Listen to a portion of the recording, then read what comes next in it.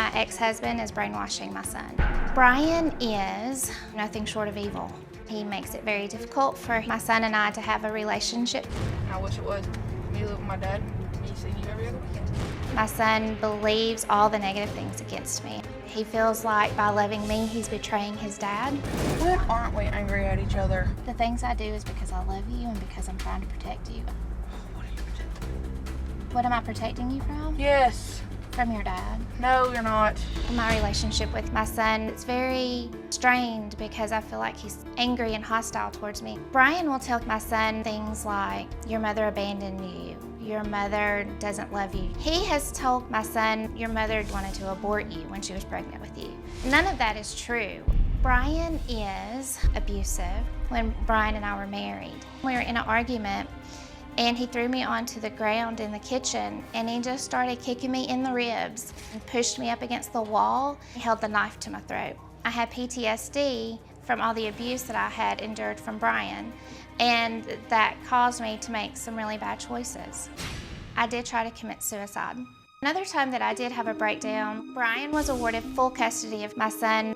Brian is very dangerous. Brian was arrested for stalking his ex-girlfriend, and that's how I got custody. I try to co-parent with him. Brian gets very aggressive and hostile.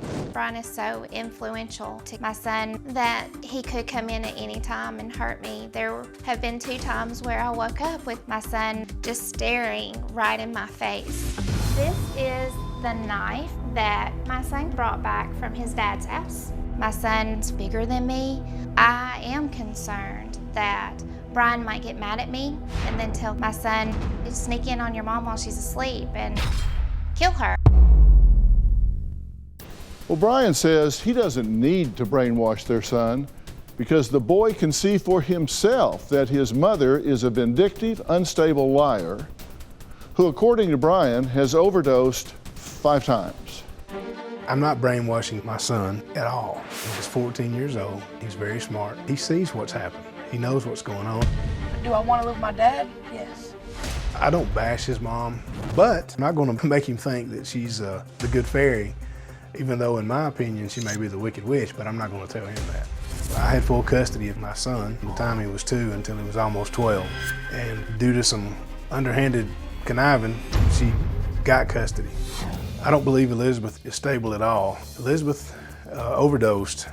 We know of 4 times, and we believe there's a 5th time that was covered up. She was actually committed 3 separate occasions. At one point, she even threatened to kill herself and my son by driving off the road. I believe that my son is in danger with her. Elizabeth voluntarily gave up parental rights and did not speak to him for years. No happy birthday, no Merry Christmas. Someone that would sign away their rights to a child was selfish. Elizabeth, over the years, has made numerous false reports before our divorce was over and after. She's made false police reports. I basically lost custody because of the lies of Elizabeth and my ex-girlfriend.